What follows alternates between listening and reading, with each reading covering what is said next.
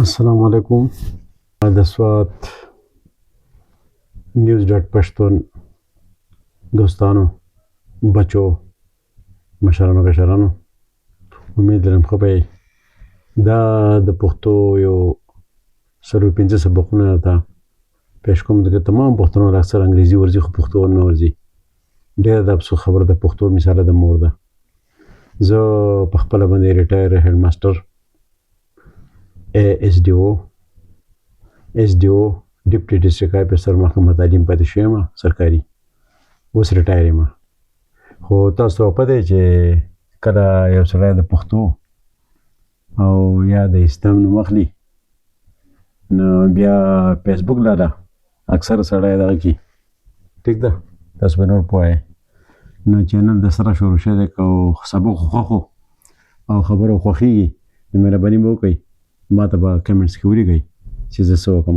دې نه علاوه باندې کیدای شي پښتو انګریزي ته هم شروع کړم که ستاسو خوښه وه. دې سره اجازه غواړم دا شته سبق لږ وګورئ او 15 منټه 3 منټه 4 منټه په اړه خو د پښتو د اوازونه دا زده کړئ. ډېره مهرباني وایي. مولا او ګل ساته، الله تل ساته.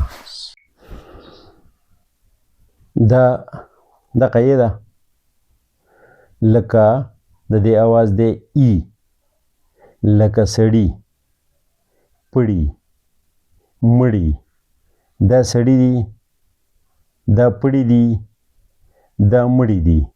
دا استعمال دی.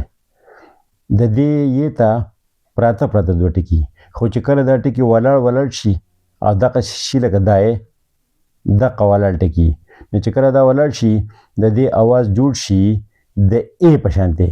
دغه له پاسه و د ای او دا به شي د ای، ای وای ای یا الف زیر ای. لکه سړې، تودې، خورې، نخرې. دا سړې ډوډۍ دي،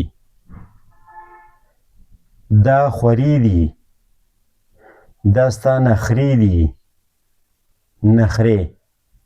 نو دا اواز شو د ای چې کله ولل ټکي، هغه اواز د ای، دا د ای. اوس پسې دا ده، دا یا دې ته یایې تانیث وایي. د مؤنث یې شاته پکې دغه لکۍ ده. دا لکۍ چې پکې نو دا د ای اواز ورکوي. یی کله ناکله یو ځای کې د یی او کله ناکله یو ځای کې د ای. دا داسې اوازونه ورکوي لکه یی، ای. لکه جینۍ،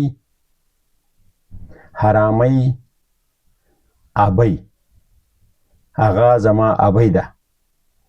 دغه چرګه حرامۍ ده. دا جینۍ ښه ده. دا د یی او د ای اواز ورکوي. ټیک شو. دغه پکې شاته یې لکۍ غونډه کې ده. اوس دا یې یوه دا یې ده، یوه دا یې ده.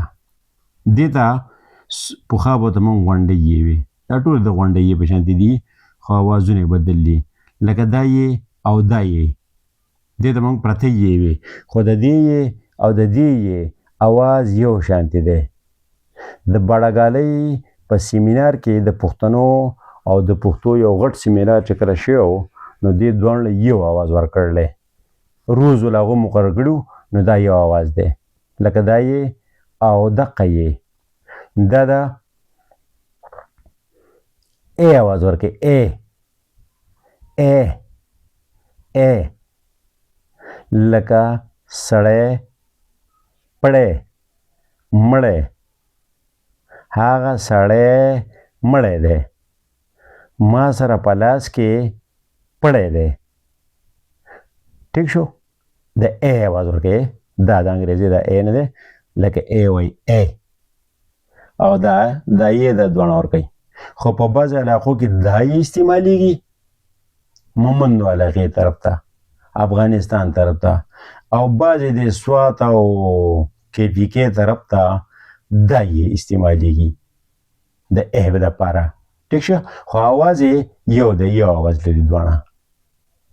اکثر د دې چل شوی دی، د دې فرق دا دی چې اکثر واحد مذکر سره استعمالیږي. واحد مذکر سره هغه سړی دی، سړی واحد دی. ټیک شو. ما سره لاس کې پړی دی، نو پړی هم واحد شو. دغه ځای کې مړی پروت دی نو لکه یو واحد او مذکر دی. بیا به راشو دې یې له پاسه په سر د حمزه غوندې کې چې دا اواز ورکوي د ای ای ای د ای او ساده هم ورکوي د ای. لکه خو دې کې چل کېږي دې کې حکمیه فقري حکم یې پکې اکثر ځئ خورئ مه خورئ مه جاړئ.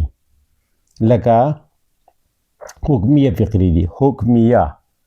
حکمیه فقرو دپاره استعمالیږي د تانیث یې نه ده دا لکۍ والا د دغې شان اواز یې شته خو هغه د تانیث دپاره ده که نه خو هغه مؤنث او تانیث دپاره او دا یوه حکم دپاره استعمالیږي. دا یوه دقه دا د تانیث د دې لکۍ والا په شانتې د دې په شانتې اواز ورکوي خو دغه د مؤنث دپاره استعمالیږي لکه جینکۍ وغیره او دا د حکم دپاره استعمالیږي لکه ځئ ډوډۍ خورئ ډوډۍ مه خورئ هلته مه ځئ. دا